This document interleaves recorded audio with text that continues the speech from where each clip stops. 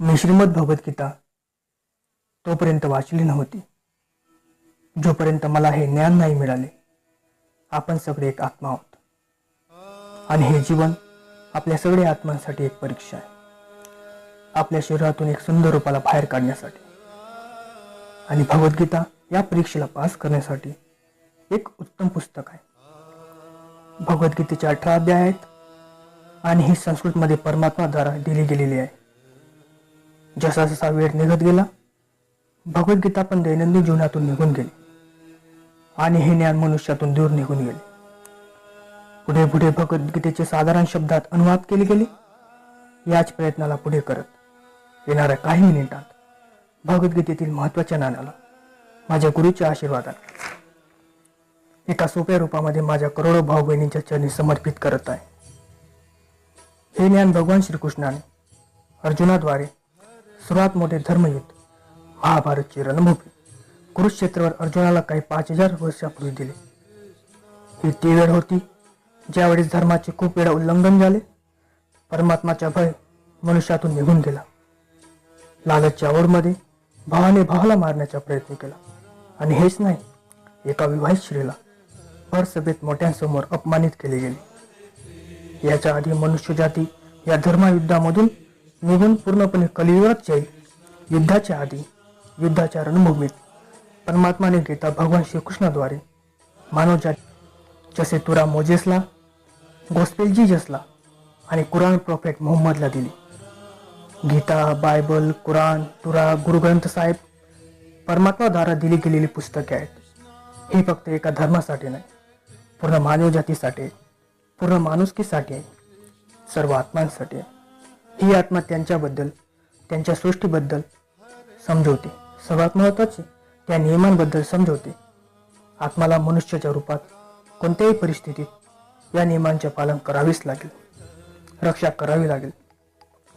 या नियमांवरून आत्म्याने शरीर सोडून दिल्यानंतर त्याची परीक्षा घेतली जाईल आणि या परीक्षेत पास झाल्यानंतर या जन्म आणि मृत्यूतून मुक्ती मिळेल. परमात्मा भगवद्गीतेत सांगतात, मी सर्वांची सुरुवात आहे. मी सुरुवातीलाही पहिले होतो आणि सर्व संपल्यावर ही राहील. सर्व माझ्यात आहेत आणि मी सर्वांमध्ये आहे. ज्याला तुम्ही स्पर्श करू शकता, पाहू शकता, स्वाद घेऊ शकता आणि वास घेऊ शकता, ते सर्व मी आहे. नदी, पहाड, सूर्य, ग्रहण, चंद्र, तारे सर्व मी बनविले आहे. मीच भगवान, शैतान, राक्षस आणि मनुष्य बनविले. मी सर्वव्यापी आहे, सर्वांमध्ये राहतो. सर्वांत मी आहे आणि मीच आहे. मीच ब्रह्मा बनून सर्व बनवितो आणि रुद्रा बनून सर्व नष्ट करून टाकतो. मी ही सृष्टी अशीच बनवणार आणि तोडत राहणार, कारण आत्म्यांना संधी मिळायला पाहिजे या जन्म आणि मृत्यूतून एक दिवस मोक्ष मिळून सदैव परमात्मा सोबत राहण्यासाठी. भगवद्गीता सांगते, या सर्वात मोठ्या परीक्षेसाठी परमात्म्याने सृष्टीचे निर्माण 5 तत्व हवा, अग्नी, जल, पृथ्वी आणि इतर यांच्याद्वारे केले, ज्यांना आपण स्पर्श करून, पाहून, वास घेऊन, स्वाद घेऊन समजू शकतो. परंतु परमात्मा या 5 इंद्रियांच्या समजून बाहेर आहे. आत्मा या इंद्रियांना समजू शकत नाही. आत्मा या इंद्रियासोबत अशी आहे जसे एक लोखंडाचा रोबोट, ज्याला माहीत नाही की मला कोणी बनविले आहे.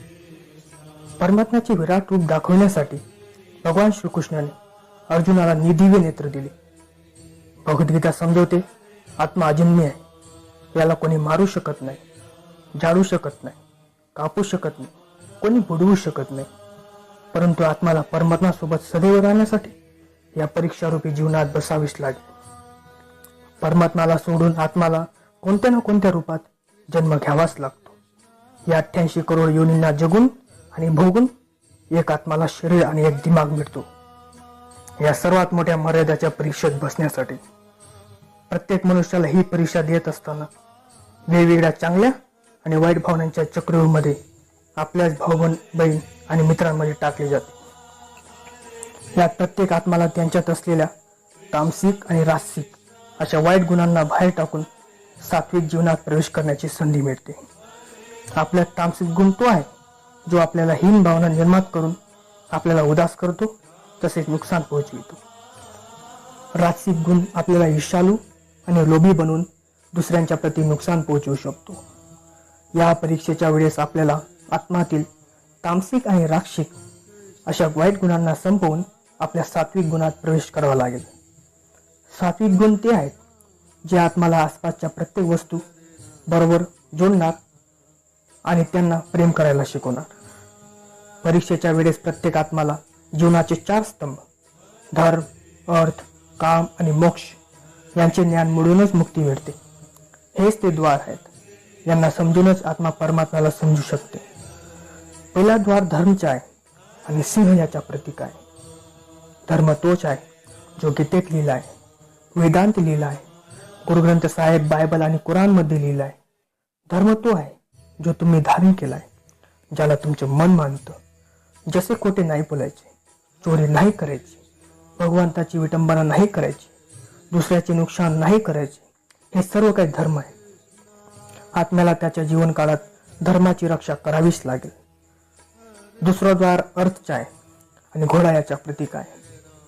प्रत्येक आत्मा आपल्या जीवनकाळात त्याच्या पृथ्वीवर असण्याचा अर्थ तसेच मूळ कारण समजणार, या जीवनात भोगणाऱ्या वस्तू आणि नातं यांचा आनंद घेणार, चांगला मुलगा व चांगली मुलगी, चांगला भाऊ व चांगली बहीण, चांगला पती व चांगली पत्नी बनून जगातील सर्व नात्यांवर आत्मा खरी उतरेल आणि ही परीक्षा पास करेल. तिसरा द्वार कामचा आहे. भगवद्गीता समजवते प्रत्येक मनुष्यात काम, क्रोध, लोभ, मोह, अहंकार आणि ईर्ष्यासारख्या 6 भावना असतात. ते आपल्या आणि दुसऱ्याच्या प्रती नुकसान पोहोचवू शकतात. या भावनांना मनुष्याला सदैव त्याचे नियंत्रणात ठेवावे लागेल, कारण यांच्या प्रवाहात केलेले प्रत्येक काम त्याच्या जीवनभराच्या अडचणीचं कारण बनू शकते. आणि एक आत्मा समाधान आणि आनंदाने या भावनांवर सदैवसाठी विजय मिळवू शकते. चौथा स्तंभ मोक्षचा आहे आणि हत्ती याच्या प्रतीक आहे. या परीक्षारूपी जीवनात प्रत्येक मनुष्य काही इच्छा मनात ठेवतो. काही इच्छा एकाच जन्मात पूर्ण होऊन जातात, पण काही अपूर्ण राहून जातात. या इच्छा पूर्ण होण्यासाठी मनुष्याला पुन्हा पृथ्वीवर वापस यावे लागते. भगवद्गीता समजवते आपल्या इच्छाच खरे कारण आहे आपण पुन्हा पृथ्वीवर येण्याचे. जर आपण जीवनात कोणतीच इच्छा नाही ठेवली तेव्हाच आपण या जन्म आणि मृत्यूतून मुक्त होऊ शकतो. हा द्वार क्षमेचाही आहे. ज्यांनी तुमच्यासोबत वाईट केले त्यांना माफ करून आणि ज्यांच्यासोबत तुम्ही वाईट केले त्यांची माफी मागून तुम्ही मुक्ती मिळवू शकते. जोपर्यंत आत्मा धर्म, अर्थ, काम आणि मोक्ष या 4 स्तंभांना समजून नाही घेत तोपर्यंत आत्माला पुन्हा पुन्हा या मनुष्य रूपात यावेच लागेल. परीक्षेची वेळ संपल्यावर आत्मा शरीर आणि इतर सर्व वस्तूंचा त्याग करून देते. जे या संसारात बनविले ते इतर दुसऱ्याचे होईल आणि आत्मा त्याच्या कर्माच्या फळांना भोगण्यासाठी चालली जाते. आत्माच्या चांगल्या आणि वाईट कर्माचा हिशोब होतो. त्याच्या चांगल्या कर्मासाठी आत्मा काही वेळसाठी स्वर्ग आणि वाईट कर्मासाठी नरकमध्ये चालली जाते. नरकात आत्माला त्याच्या पापांच्या अनुकूल शिक्षा मिळते आणि शिक्षा संपल्यावर आत्माला पुन्हा नवीन शरीर आणि मेंदू दिला जातो. या परीक्षारूपी जीवनात पुन्हा बसण्यासाठी प्रत्येक परीक्षेत मागच्या जन्मी जे झालं तेच पुन्हा घडविले जाईल. जीवनातील धर्म, अर्थ, काम आणि मोक्ष या 4 स्तंभाला समजण्यासाठी प्रत्येक जन्मात मागील सर्व जन्माच्या हिशोबाने या आत्माला कधी चांगले आणि कधी वाईट परिस्थितीतून जावे लागते. जोपर्यंत आत्मा परमात्मा सोबत योग समजून घेत नाही तोपर्यंत आत्माला मुक्ती मिळणार नाही. भगवद्गीता समजवते मनुष्य त्याचे मेंदू, शरीर आणि मनाने भगवंताला मिळवू शकते. शरीराद्वारे केलेल्या कर्माच्या सहाय्याने भगवंताला मिळवण्याला कर्मयोग म्हणतात. असे कर्म जे भगवंताच्या इच्छाने व्हावेत आणि दुसऱ्यांच्या कल्याणासाठी व्हावेत. वाल्मिकीने रामायण लिहून, श्रवणने त्यांच्या आईवडिलांची सेवा आणि त्यांना 4 धाम यात्रा करून, मदर तेरेसाने त्यांच्या प्रेम आणि सेवेच्या माध्यमाने आणि मॅडम क्युरीने आपल्या वैज्ञानिक शोधात आपले बलिदान देऊन त्यांच्या कर्माद्वारे परमात्म्याला मिळवले. भगवद्गीता समजवते आत्मा त्याच्या बुद्धीने परमात्म्याला मिळवू शकते. याला या राजयोग म्हणतात. बुद्धी तसेच मस्तिष्क सर्व इंद्रियांचा राजा आहे. एक मनुष्य त्याची आस्था, श्वसन प्रणाली, आसन, अभ्यास, साधन आणि तपस्याने परमात्म्याला या योगच्या माध्यमाने मिळवू शकते. या योगला समजण्यासाठी आपल्या आतील एनर्जी म्हणजे चक्र आणि कुंडलिनीला समजावे लागेल. आत्मा मस्तिष्क, मेडिटेशन तसे ध्यान लावून परमात्म्यासोबत योग मिळवू शकते. शंकराचार्य, स्वामी परमहंस, स्वामी विवेकानंद यांच्यासारखे अनेक योगी या योगच्या माध्यमाने परमात्म्यासोबत संधी लावू शकले. परमात्मा भगवद्गीतेत सांगतात, जर आत्माला धर्म नाही समजला, योग नाही समजला, जर तो माझ्या शरणात आला तरी मी त्याचे सर्व पाप माफ करून टाकतो. परमात्म्याला अशा रूपाने मिळवण्याला भक्तियोग म्हणतात. चैतन्य महाप्रभू, मीराबाई आणि भगवान हनुमान हे या योगाचे सर्वात मोठे उदाहरण आहेत. जर सर्व आत्मांना त्यांच्या असण्याच्या मूळ कारण समजूनही जर ते धर्माचे उल्लंघन करत असतील आणि पापच्या मार्गाने जात असतील, तर परमात्मा स्वतः कोणत्या ना कोणत्या रूपात जन्म घेतात या पापांचा सर्वनाश करण्यासाठी. चला, या भगवद्गीता, गुरुग्रंथ साहेब, तुरा, बायबल, कुराण अशा कोणत्याही परमात्म्याद्वारे दिले गेलेल्या पुस्तकांना पूर्ण वाचून जीवनाचा खरा अर्थ समजा आणि परमात्म्यासोबत योग साधा. जर तुम्हाला हे आवडले तर हे दुसऱ्यांना पण वाटा, कारण सर्व आत्मा आपल्या अस्तित्वाला समजून या जन्म आणि मृत्यूच्या परीक्षेतून पास होऊन परमात्म्यासोबत राहू शकते.